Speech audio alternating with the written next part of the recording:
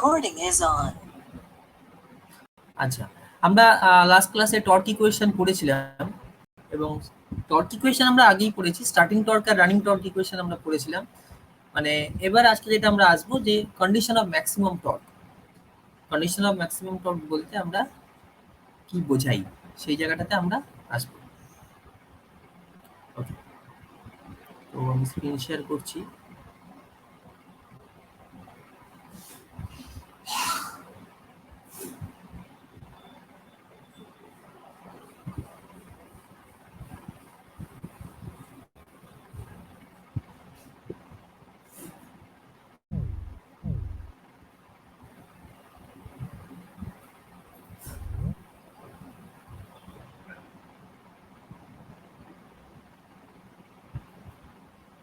আচ্ছা, স্ক্রিনটা দেখা যাচ্ছে? দেখতে পাচ্ছি সবাই? একটু রেসপন্স কর। আচ্ছা, ঠিক আছে।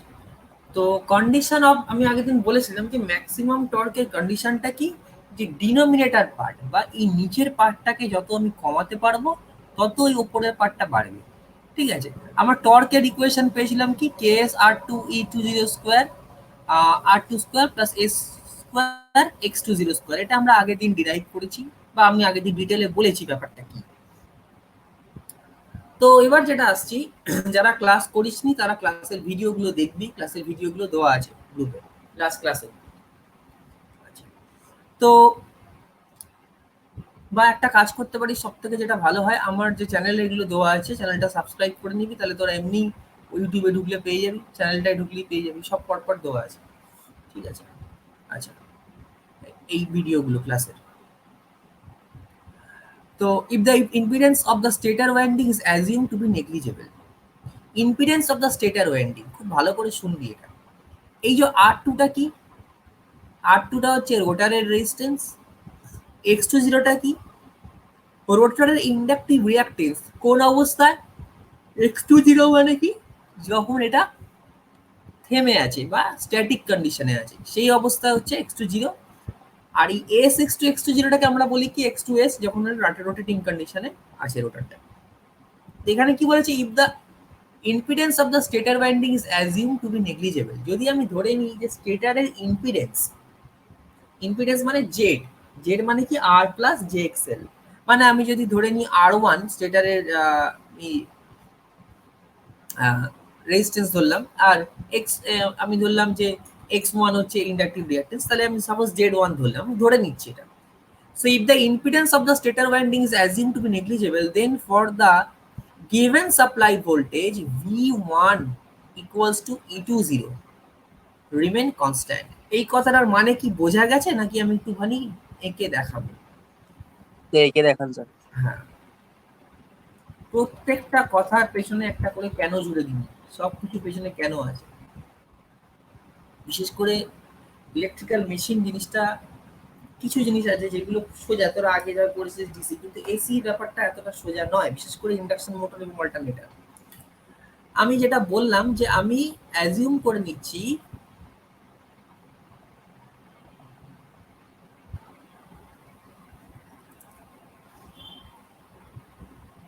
কি অ্যাজিউম করছি, let us assume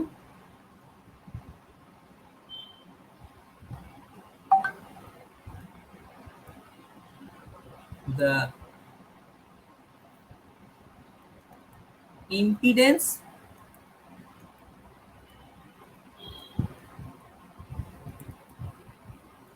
of the stator is negligible.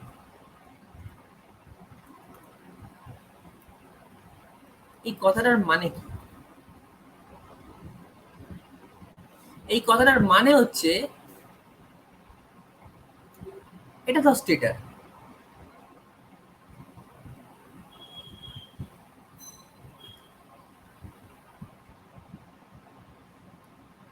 এই যে প্রত্যেকটা কয়েল আছে, এই কয়েলগুলোর ইম্পিডেন্স নেগলিজেবল। মানে কি, এই রেজিস্ট্যান্স যদি আমি ধরে নিই প্রত্যেকটা আমার আইডেন্টিক্যাল কয়েল, কয়েলগুলো তো সবসময় আইডেন্টিক্যাল, মানে প্রত্যেকটার রেজিস্ট্যান্স আর ইন্ডাকটিভ রিঅ্যাকট্যান্স সমান। তাহলে এই যে জেড, যদি আমি Z1 ধরি এটাকে equals to R1 plus JXL1 যদি ধরে নিই আমি সাপোজ, তাহলে এই যে ভ্যালুটা আমি ধরলাম এটা যদি নেগলিজেবল হয়, তার মানে কি এর ভেতরে যে ইএমএফটা ইনডিউসড হবে, ইএমএফটা ইনডিউসড হবে এবং এই স্টেটারের এই কন্ডাক্টরগুলো, মানে আমি ধর এই যে ভোল্টেজ সাপ্লাই দিয়েছি, 3টে ভোল্টেজ সাপ্লাই দিয়েছি, বা যদি আমি বলি সোর্সের সঙ্গে যখন কানেক্ট করেছি, এই যে সোর্স, এটা তো সোর্স, আর ওয়াই বি তো সোর্স, আমি এই সোর্সের সঙ্গে কানেক্ট করি, তাহলে সোর্সের কি হয়, ইএমএফ হয়, ইউ1 হয়। যদি এই তিনটার নেগলিজেবল ইম্পিডেন্স হয়, তাহলে আমি বলতে পারি কি যা ইউ1 তাই এখানে আমার ভি1, মানে ইউ1 হচ্ছে আমি ধরলাম টোটাল ভোল্টেজটা, তাহলে এখানে টোটাল ভোল্টেজটা মানে একটা লাইন ভোল্টেজ ধরলাম, মানে এটাও ইউ1, এটাও ইউ1, এটাও ইউ1, আমরা তো ওইভাবে ভোল্টেজ ধরি না। লাইন ভোল্টেজ মানে কি, দুটো ফেজের মধ্যে ভোল্টমিটার লাগালে যে ভোল্টেজটা আমরা পাবো, তাহলে এটা কি অ্যাকচুয়ালি, যেটা আমরা ফেজের মধ্যে যদি ভোল্টমিটার লাগাই যেটা আমরা পাই, এটা কি অ্যাকচুয়ালি ভি1, এটাও ভি1, আবার এই আর আর বি এর মধ্যে লাগালো ভি1। তাহলে এই যে ভি1 হচ্ছে আমার টার্মিনাল ভোল্টেজ বা মেজার্ড ভোল্টেজ, তাহলে যেটা আমরা মেজার করছি আফটার দিস ড্রপ মেজার করছি, তো তিনটে ইম্পিডেন্স এর জন্য যে ড্রপটা হয়েছে আমরা কি জানি, V equals to I into Z, তার মানে এই জেড আর আই গুণ করলে যেটা পাচ্ছি সেটাই ভি, দ্যাট ইজ মেজার, এইটা মেজারিং কোয়ান্টিটি। তাহলে এই জেড এর ভ্যালু যদি খুব নেগলিজেবল হয়, জেড যদি খুব কম হয়, তাহলে ভোল্টেজ ড্রপটাও কম হবে। তাহলে আমরা যা ইএমএফ দিয়েছি, যে ইএমএফটা দিয়েছি সেটাই আমার এই ভোল্টেজের সঙ্গে নিয়ারলি ইকুয়াল টু হবে, আমি এটাই বলতে চাইছি, মানে ইটাই ভি হবে, ই আর ভি এর মধ্যে খুব একটা ডিফারেন্স থাকবে না। ই হচ্ছে সোর্স, ভি হচ্ছে আমার লোড ভোল্টেজ, লোড ভোল্টেজ এখানে লোড কোন, তো এখানে এখানে লোড কোনগুলো, এখানে লোড হচ্ছে এই তিনটে কয়েলের ইম্পিডেন্স। তাহলে ইম্পিডেন্স যদি নেগলিজেবল হয়, তাহলে সাপ্লাই ভোল্টেজ, এই সাপ্লাই যে ইএমএফটা আছে তার সঙ্গে এই লোড ভোল্টেজটা প্রায় সমান হবে, ঠিক আছে, এটাই বলা হচ্ছে। E20 এবার লেখা আছে V1 E20 রিমেন কনস্ট্যান্ট, তাহলে আমি তো বলেছি E1, E20 তো বলিনি আমি, ভালো করে কথাগুলো শুনবি, আমি বলেছি E1, V1 is nearly equal two E1, কিন্তু ওখানে বলছে কি V1 is nearly equal two E20, এটা কেউ বলতে পারবি আমাকে কেন এটা বলছে? আচ্ছা আমি বলছি, আচ্ছা এই যে E1, E1টা কোনটা, E1 হচ্ছে আমার, এটা হচ্ছে আমার স্টেটারের ইনডিউসড ইএমএফ, তাই তো, স্টেটারের ইনডিউসড ইএমএফ বা স্টেটারের ইএমএফ। তাহলে আমরা সবসময় যখন ইন্ডাকশন মোটর পড়বো তখন ট্রান্সফরমারের সঙ্গে তাকে রিলেট করে পড়বো, আমি বলেছিলাম। তাহলে যদি ট্রান্সফরমারের সঙ্গে রিলেট করে পড়ি, ভালো করে শোন এই জায়গাগুলো খুব ইম্পর্টেন্ট, এগুলো কিন্তু কনসেপ্ট। ট্রান্সফরমারে কি আছে, এটা প্রাইমারি সাইড যদি হয়, সেকেন্ডারি সাইড, তাহলে ইন্ডাকশন মোটরের সেকেন্ডারি কোনটা, রোটারটা। আমি ধর একটা স্কুইরেল কেজ রোটার আঁকছি, যে কোনো রোটারই আঁকা যায়, আমি স্কুইরেল কেজ আঁকছি, বোঝানোর জন্য স্কুইরেল কেজটা দিয়ে আঁকলে সুবিধা হয়।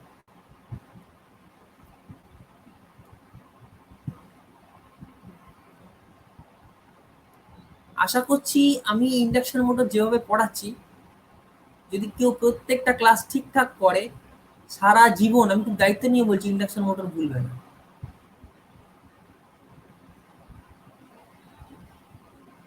হয়তো সময় একটু বেশি লাগছে আমার, কিন্তু এই কনসেপ্টগুলো ক্লিয়ার হয়ে যাবে তোদের।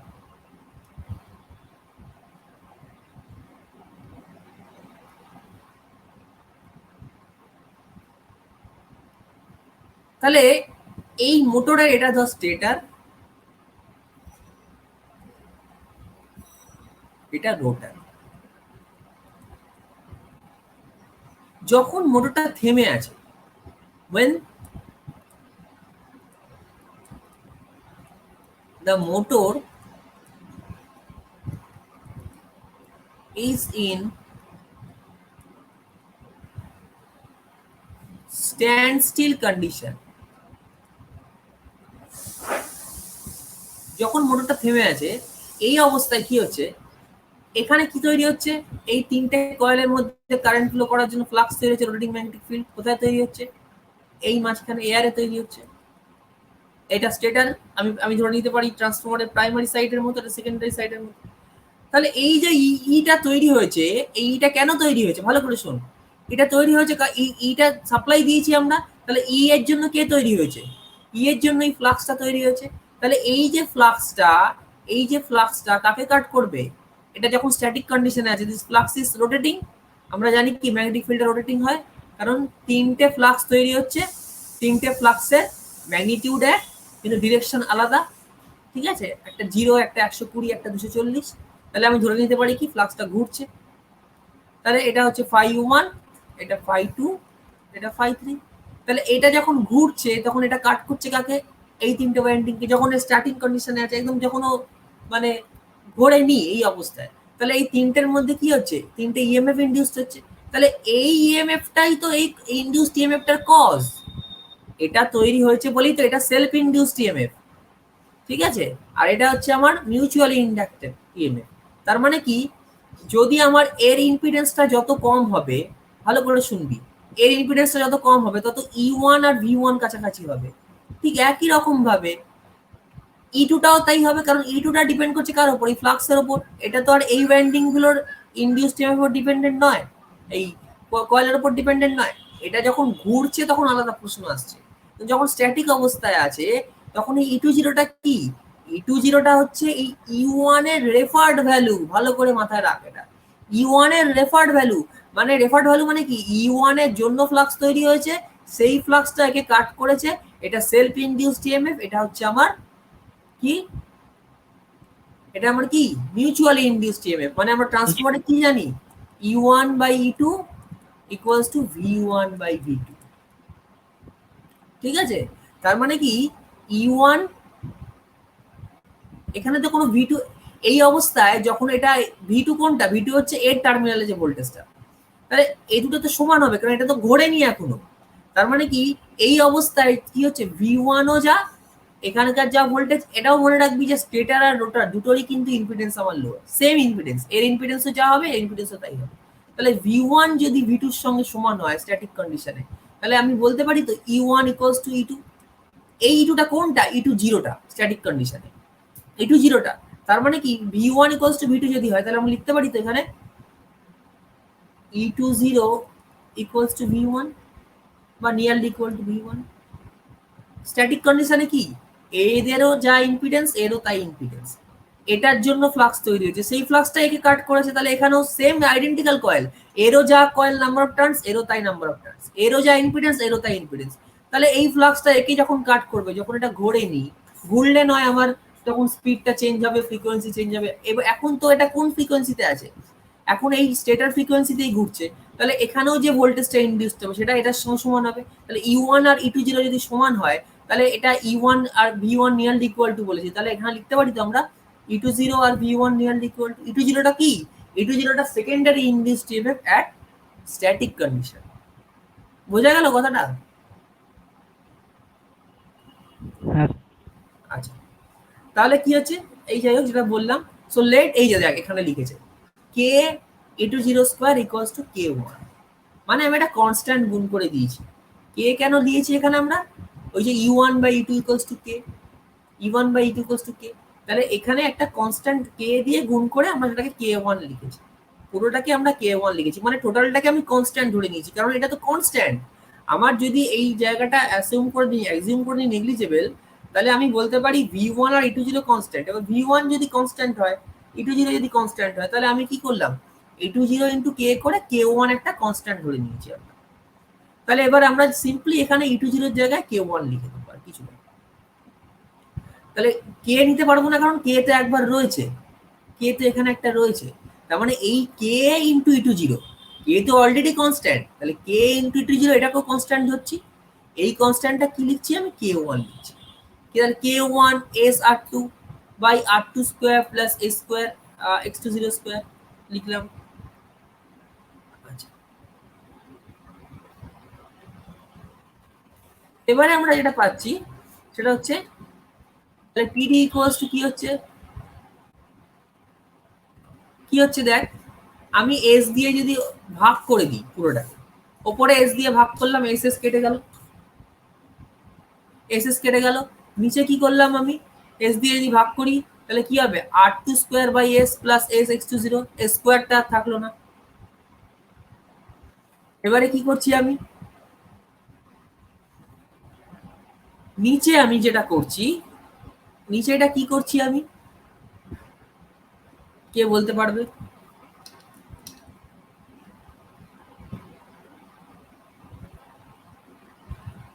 নিচে কোন ফর্মুলা ইউজ করেছি আমি?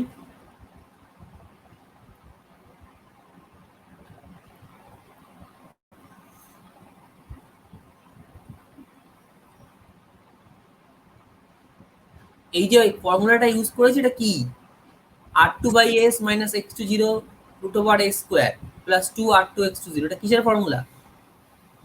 Sir DT by DS sir.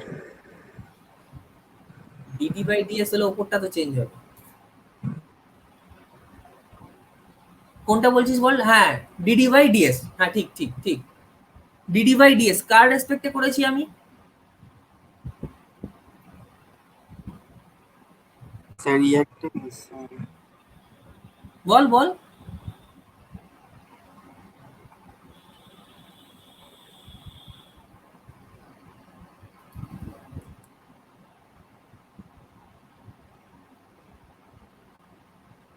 কার রেসপেক্টে করেছি এটা? স্লিপ। আচ্ছা আমি আবার এটা দেখছি, দেখছি কি করার জন্য আছে দেখিনি। বল, এই যে ইকুয়েশনটা এলো এটা কিন্তু নর্মাল ম্যাথামেটিক্স, আমি এই জন্য এটা তোকে জিজ্ঞেস করছি কিভাবে করলাম এটা।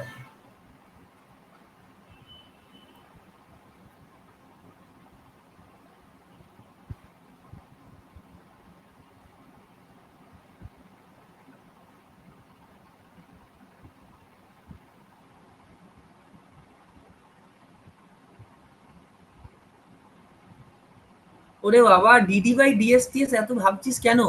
এ স্কোয়ার প্লাস বি স্কোয়ার স্কোয়ারের কি সূত্র হয়, হয়েছে এই স্যার, সূত্রটা কি? মাইনাস বি এর whole square plus a two a b. Minus b whole square plus two a b, আমি একটুখানি ঘাবড়ে দিলাম, হ্যাঁ ডিডি বাই ডিএস ঠিক বলে দিলাম, ব্যাস সবাই চুপ করে গেল। কোথা থেকে ডিডি বাই ডিএস আছে? তাহলে ওপর আমি ফার্স্টে বলেও ছিলাম, ভুল করে বলেও দিয়েছিলাম যে ফার্স্টে ওপরটা তাহলে চেঞ্জ হলো না কেন? তারপর দিলাম না, তোরা ভুল যখন বলছিস দেখি তোরা কি ওটা থেকেই বার কর, কঠিন করে সবকিছু ভাবে। এ স্কোয়ার প্লাস বি স্কোয়ারের সূত্র আছে এখানে, সেই সূত্রটাকে আমি অ্যাপ্লাই করেছি। তাহলে এখানে R two square by s, তাহলে R two by root over s হবে যদি ওটা এস স্কোয়ার হয়, ঠিক আছে? তাহলে কি হবে, a minus b whole square plus two a b, এটাই করা হয়েছে এখানে। আচ্ছা এবার দেখ কি হয়েছে, রুট ওভারে এখানে টু এবি করে ব্যাপারটা কি করেছি, এটা হবে R two by root over s R x two zero into root over s, root over s root over কেটে গেছে, কেটে গিয়ে two R two x two zero হয়েছে, ঠিক আছে? এটাকে আমি এই ফর্মুলায় রেখেছি। আচ্ছা এবারে আসছি আমরা কি, ডেভেলপ টর্ক টিডি will be maximum when the right hand side of the equation, that is যে ইকুয়েশনটা আছে, is maximum which is possible when, এটা কখন ম্যাক্সিমাম হবে, যদি ডিনোমিনেটর পার্ট বা নিচের পার্টটা আমার জিরো হয়। এটা ডেরিভেটিভ দিয়েও করা যায়, ডেরিভেটিভ দিয়ে করার থেকে এটা হবে করাটা সোজা। ডেরিভেটিভ দিয়ে তোরা করেছিস, কোথায় করেছিস বলতো? মনে করতে পারে আশা করি, দুটো জায়গায় করেছিস এর আগে। একটা হচ্ছে maximum efficiency of transformer and maximum efficiency of DC motor, সেখানে তোরা এটা করেছিস কন্ডিশন অফ ম্যাক্সিমাম এফিসিয়েন্সি, সেখানে ডেরিভেটিভ করেছিলিস, কারণ সেখানে ডেরিভেটিভ করার মতো জায়গা তৈরি হয়েছিল। এখানে আমার খুব সিম্পল দেখ, আমার দরকারই নেই ডেরিভেটিভ করার। তাহলে এটা কি হচ্ছে, এটা R two by S minus x two zero root over s, sorry R two by root over s minus x two zero root over s equals two zero, যদি আমি এই নিচের পার্টটাকে করতে পারি আর কি, তাহলে এটাকে যদি জিরো করতে পারি, এখানেও ডেরিভেটিভ করেছে, এখানে কিভাবে ডেরিভেটিভ করেছে বলতো? এই যে নিচের পার্টটা, এই নিচের পার্টটাকে আমি জিরো করতে চাইছি, ঠিক আছে? তাহলে এটা কখন পসিবল, কিভাবে পসিবল নিচের পার্টটা জিরো করা?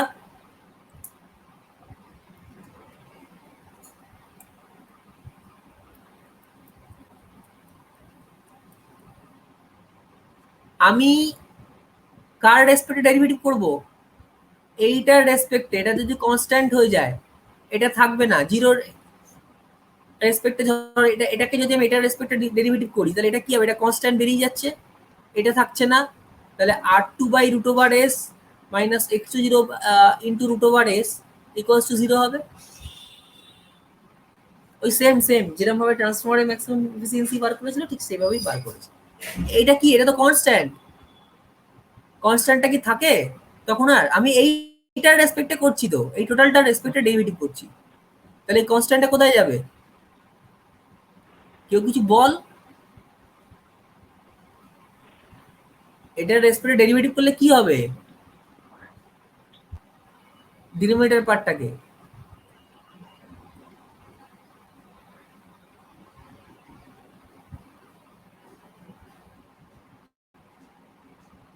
আরে বাবা, x plus by square plus এটা সিটা কনস্ট্যান্ট, তাহলে চলে গেল।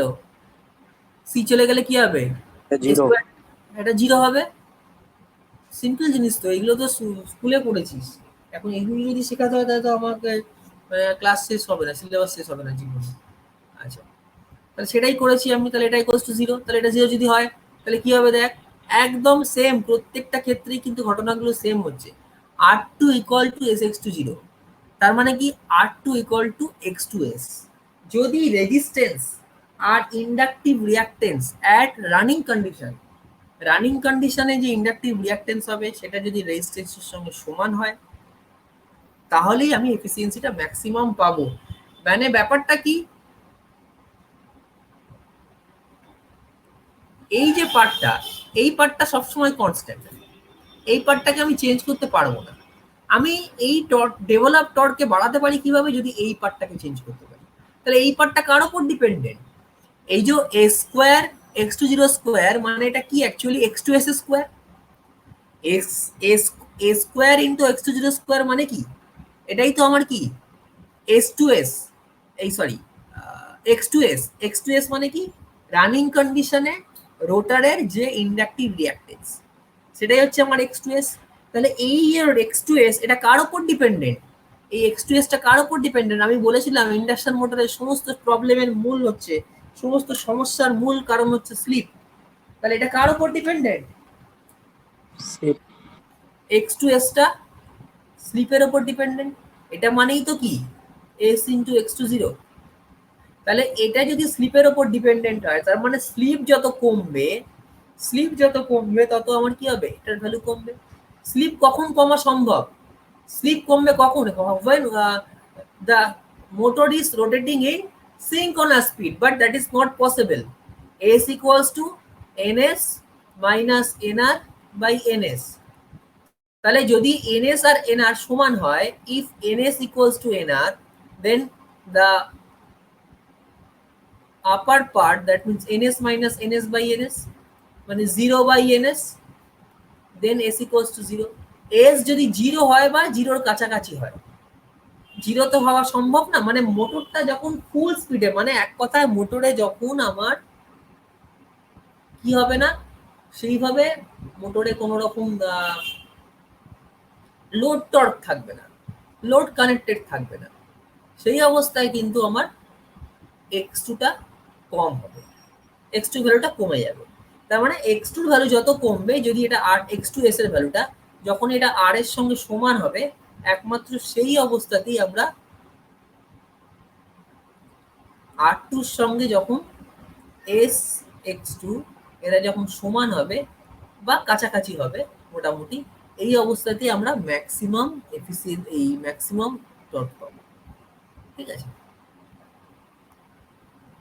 Hence, the developed torque is maximum when the rotor resistance per phase is equal to the rotor reactance per phase under running condition. Running অবস্থায় কিন্তু এটা হতে হবে। রানিং অবস্থায় তো হওয়া সম্ভব না, এটা আইডিয়াল কন্ডিশন, কখনোই সিনক্রোনাস স্পিডে সে ঘুরতে পারবে না। রানিং অবস্থায় দেওয়ার কারণটা কি? x2s বলছে সেই জন্য, কারণ s into x20 মানেই তো x2s। The maximum torque is obtained by putting sx20 equals to r2 in the expression for the torque। তাহলে এবার দেখ, জাস্ট যদি আমি এখানে এটা লিখে দিই এই ভ্যালুটা, আমরা সিম্পলি কি লিখলাম?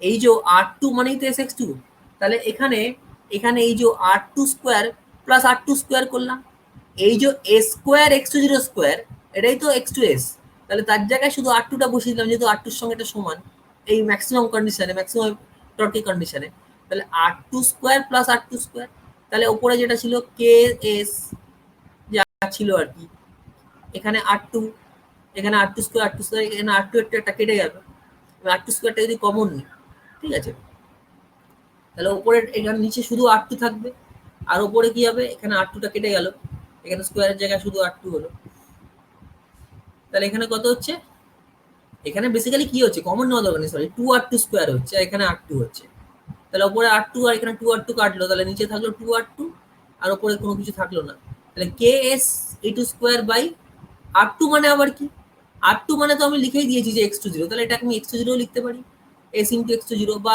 Two s into x two zero লেখাও যা, বা আমরা এক্স টু এসও লিখতে পারি, কিন্তু আমরা এস ইন্টু এক্স টু জিরোই লিখবো, কারণ কি এই এস আর এই এস কে আবার কেটে দেবো আমরা, k s e two zero square by two s x two zero, ঠিক আছে, এস এক্স টু জিরো মানে এক্স টু এস, কিন্তু বেসিক্যালি আমরা এক্স টু এস এর ভ্যালুটা পাই না, কারণ আমি তো স্লিপের ভ্যালু জানি না, স্লিপ তো চেঞ্জ হতেই পারে, মোটরের স্পিড চেঞ্জ হলে স্লিপ চেঞ্জ হবে, আমরা পাবো কোন ভ্যালুটা, স্ট্যান্ড স্টিল অবস্থায় তার যে রিঅ্যাক্টেন্সটা আছে that is x two zero, সেটা আমরা পাবো, রোটেটিং অবস্থায় আমরা কিভাবে পাবো, আমরা স্লিপের ভ্যালু তো কখনোই কনস্ট্যান্ট না, যদি স্লিপের ভ্যালু জানি আমি তাহলে একমাত্র পাবো, ঠিক আছে, তাহলে আমরা লিখলাম কি, নিচে লিখলাম, উপরে লিখলাম কি কে টু জিরো স্কোয়ার, আর নিচে লিখলাম two into x two zero, তাহলে এটা হলো আমার টিডি ম্যাক্স বা ম্যাক্সিমাম টর্কের equation.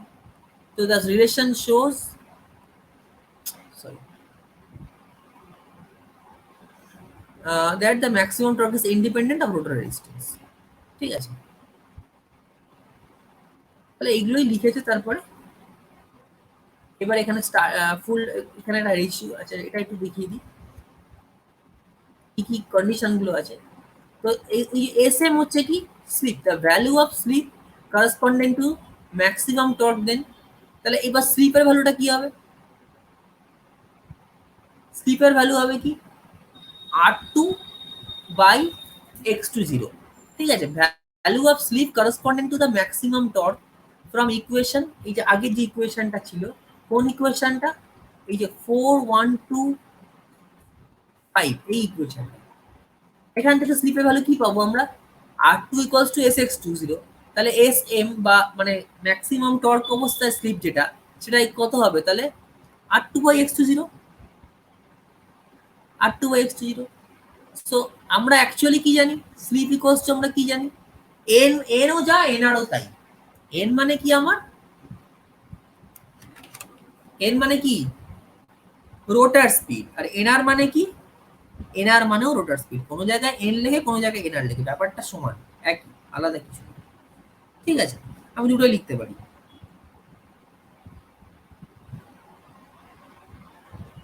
আচ্ছা, এবারে এই যে উই হ্যাভ লিখেছে N equals to n S into one minus S, এটা কি করে এলো বলতো, সব কিছুই কিন্তু একটা না একটা ইকুয়েশন থেকে আসছে, সবটাই কিন্তু সেই সেম ইকুয়েশন, স্লিপের ইকুয়েশন একটাই, s equal to n s minus n by n s, n by n আর একই ব্যাপার,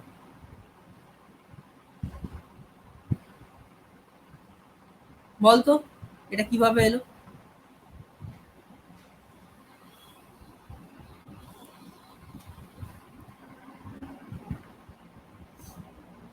আচ্ছা আমি আবার দেখাই, খুব সোজা জিনিসগুলো, এর মধ্যে কিচ্ছু ব্যাপার নেই, বুঝতে পারলে এর মধ্যে কিচ্ছু নেই, কিন্তু ক্লাসগুলো ঠিকঠাক করে করতে হবে, নাহলে কিছুই বুঝতে পারবি না, ইন্ডাকশন মোটরে তো থিওরি খুব বেশি নেই, ম্যাক্সিমামটাই নিউমেরিক্যাল বা এই ধরনের প্রুফ, ইলেকট্রিক্যালে কতটুকু থিওরি আছে, দেখ ওখানে লিখেছে কি ইকুয়েশনটা, এন, এন আর এন আর এক, এনও যা এনআরও তাই, আমি এনআরও লিখতে পারি এনও লিখতে পারি, এন মানেও রোটার স্পিড, এনআর মানেও রোটার স্পিড, ইকুয়ালস টু কি লিখেছে, ইকুয়েশনটা আমি দেখাই আরেকবার, NS into one minus S, আমি এটা লিখবো না, আমি সিম্পলি স্লিপের ইকুয়েশনটা লিখবো, এটা লিখবো না,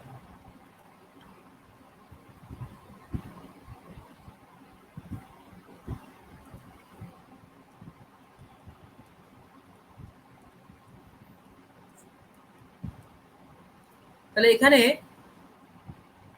আমি এনটাকে যদি এপাশে নিয়ে যাই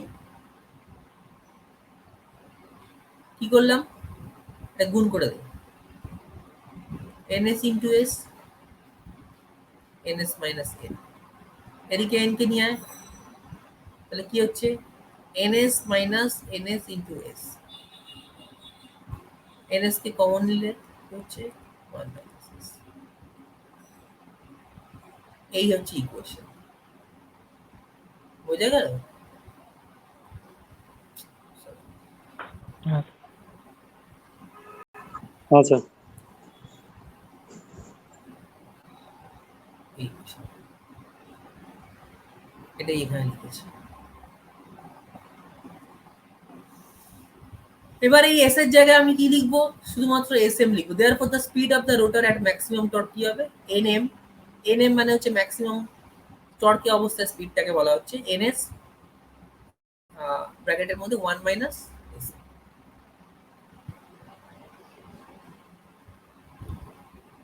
সো ফ্রম দ্য ইকুয়েশন কি পেলাম আমরা? Maximum torque is independent of rotor circuit resistance.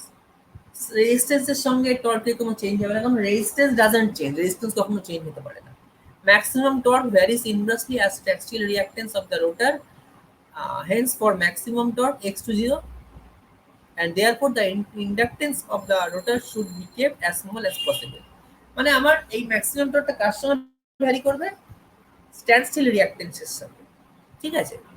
এবারে যত আমার এই sorry inversely stand still reactance, তো ম্যাক্সিমাম টর্ক কন্ডিশনে যত আমি এই ভ্যালুটাকে কমাতে পারবো, মানে এস ইনটু এক্স টু 0 কে কমাতে পারবো, তত আমার টর্কটা বাড়বে।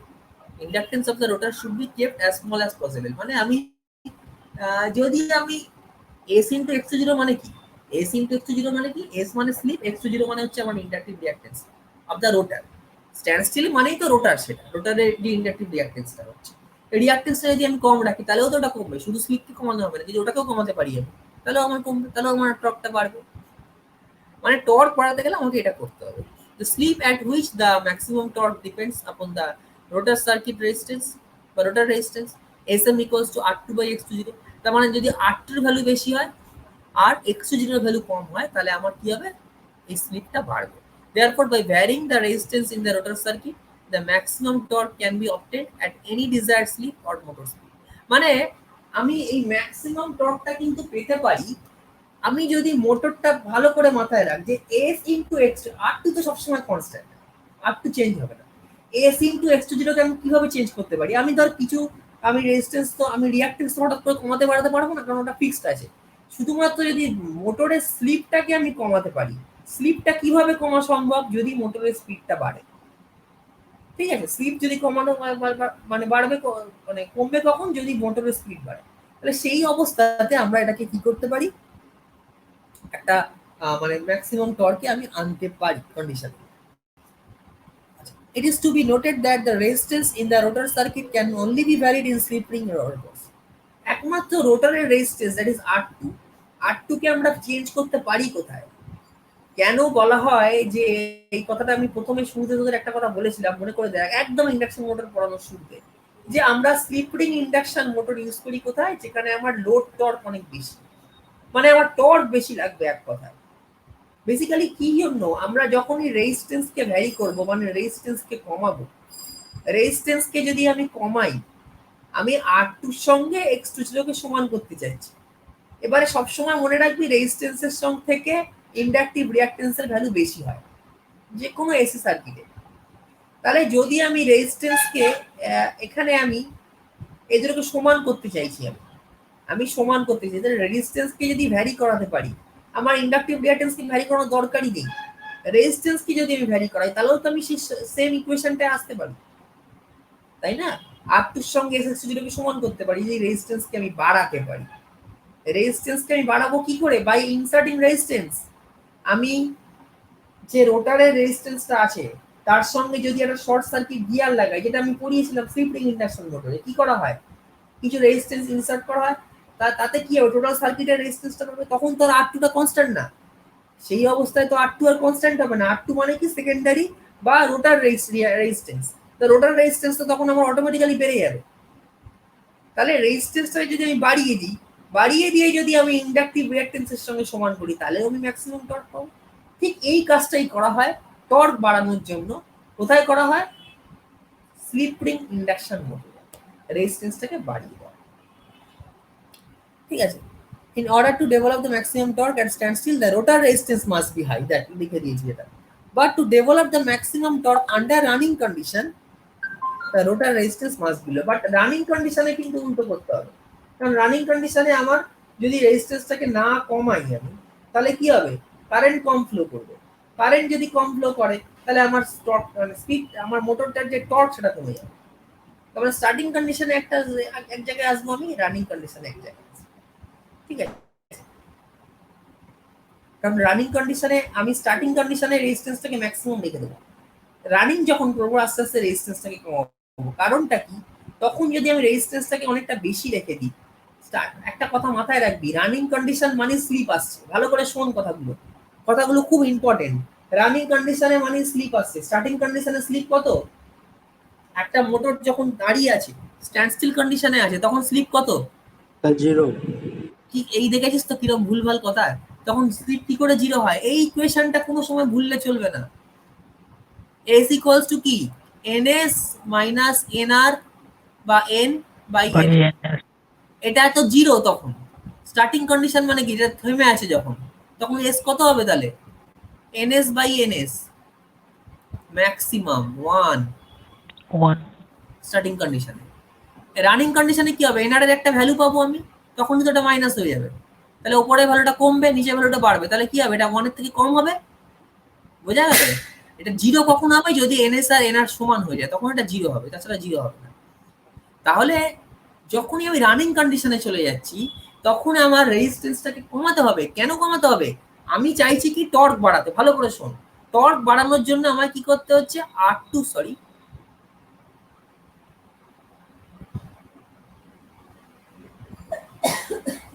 তখন আমার যেটা করতে হচ্ছে সেটা হচ্ছে R2 এর সঙ্গে এই s ইন্টু x20 এটাকে সমান রাখতে হচ্ছে, বা x2s। তাহলে এটা, এই যে এসটা যখনই রানিং কন্ডিশনে চলে গেছে, আমি বলেছি কি স্টার্টিং কন্ডিশনে আমি R2 কে বাড়িয়ে দেবো। R2 কে বাড়িয়ে দিলাম, x2 এর সঙ্গে সমান হয়ে গেল, কোনো সমস্যা নেই। কারণ s এর ভ্যালু 1 তখন। s এর ভ্যালু 1 মানে কি? s এর ভ্যালু যদি 1 হয়, x2s এর ভ্যালুটা বেশি থাকবে। এটা যদি 1 হয়, 1 এর সঙ্গে যদি এটা গুণ করি, যা ভ্যালু পাবো, যদি এটা 0.5 এর সঙ্গে গুণ করি, তাহলে তো এই ভ্যালুটা কমে যাবে, হ্যাঁ কি না? Yes. তাহলে যদি আমি রানিং কন্ডিশনে R2 কে সেই বেশি রেখে দিই, R2 এর ভ্যালু যদি আমি না কমাই, তাহলে তো সেটা কখনোই x2 এর সঙ্গে সমান হবে না। তাহলে একে আরো কমাতে হবে, কারণ এটা তো অলরেডি কমে যাচ্ছে। এটা আগে 10 ছিল, এটাও 10 ছিল। এবারে যখনই রানিং কন্ডিশনে যাচ্ছে, এটা 5 হয়ে যাচ্ছে। তাহলে এটাকে 10 করলে কি হবে? এটাকেও 5 করতে হবে, নাহলে তুমি টর্ক পাবো না, ম্যাক্সিমাম টর্কের কাছাকাছি আসবে না। এই জন্য রানিং কন্ডিশনে কি করতে হবে আমাকে? এই রেজিস্ট্যান্সটাকে। বোঝা গেল? বুঝতে পেরেছিস এবার? Yes. জিনিসগুলোকে এইভাবে ভাববি, তাহলে দেখবি এর মধ্যে কিচ্ছু নেই। কঠিন করে ভাবলেই মুশকিল। আচ্ছা, কি হচ্ছে কাজটা? ও আচ্ছা আচ্ছা। এবার আসছে ম্যাক্সিমাম টর্ক অ্যাট স্টার্টিং। তাহলে স্টার্টিং এ কি হবে? সিম্পল ব্যাপার। স্টার্টিং এ এক্ষুনি আমি বললাম s ইকুয়ালস টু 1। তাহলে আমরা আর s এর ভ্যালুটা লিখবই না, কারণ স্টার্টিং কন্ডিশনে কি, এইটা করিয়ে ছেড়ে দেবো। স্টার্টিং কন্ডিশনে আমার রানিং হোক আর স্টার্টিং হোক, ম্যাক্সিমাম টর্কের আমার রিলেশনটা কি? R2 equals to s into x20। তা স্টার্টিং কন্ডিশনে s কত? at starting s equals to 1, তাই তো? তাহলে s equals to যদি 1 হয়, তাহলে এটাকে 1 দিয়ে গুণ কর, এটা x20 সরি। তাহলে R2 1 ইন্টু x20, তার মানে কত হবে এটা? R2 বাই x20 মানে R2 equals to x20 actually, আর কিছু না। তাহলে এটা হচ্ছে আমার স্টার্টিং কন্ডিশনে ম্যাক্সিমাম টর্ক। এবার অঙ্কগুলো যখন করতে দেয়, এই বিভিন্ন কন্ডিশনে বলে দেয়, এই কন্ডিশনগুলো দিয়ে জিনিসটা যদি মুখস্থ করিস তাহলে ভুলে যাবি, বুঝলে কোনো সমস্যা নেই। তাহলে দেখ লেখা আছে, the rotor resistance is not more than 1 or 2% of its leakage reactance for higher efficiency. মানে রোটার রেজিস্ট্যান্সটাকে আমি কখনোই 1 থেকে 2% এর বেশি রাখবো না এর লিকেজ রিঅ্যাক্টেন্সের থেকে ফর হায়ার এফিসিয়েন্সি। লিকেজ রিঅ্যাক্টেন্সটা কি জিনিস সেটা আমি পরের দিনকে ডিটেলে বলবো, ছোট্ট করে বললে বুঝতে পারবি না। In order to increase the starting torque, the extra resistance should be added to the rotor circuit at start and cut gradually as motor speed up. এই যে কথাটা একটু আগে বললাম যে আমরা কি করব, যদি আমরা চাই শুরুতে যেহেতু রেজিস্ট্যান্সের ভ্যালুটা অনেক কম, তাই রেজিস্ট্যান্সের সঙ্গে যদি আমি টর্ক যত বেশি চাইতে হবে তত আমাকে কি করতে হবে, R2 এর সঙ্গে X2 কে সমান করতে হবে। এবার X2 এর ভ্যালু এমনিতেই বেশি R2 থেকে অনেক, তাহলে শুরুতে যদি আমি সমান বা সমানের কাছাকাছি আনতে চাই তাহলে আমায় কি করতে হবে, R2 এর ভ্যালু বাড়াতে হবে।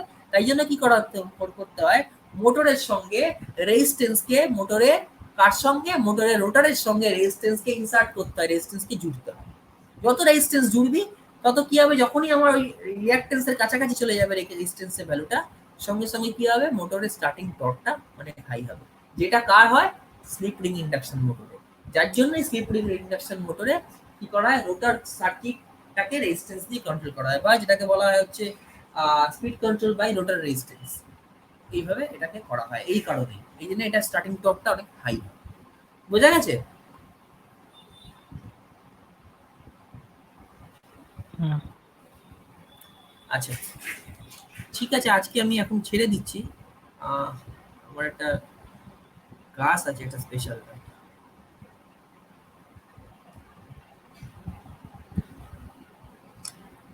ওকে। ঠিক আছে, থ্যাংক ইউ সবাইকে। Welcome. Thank thank you sir.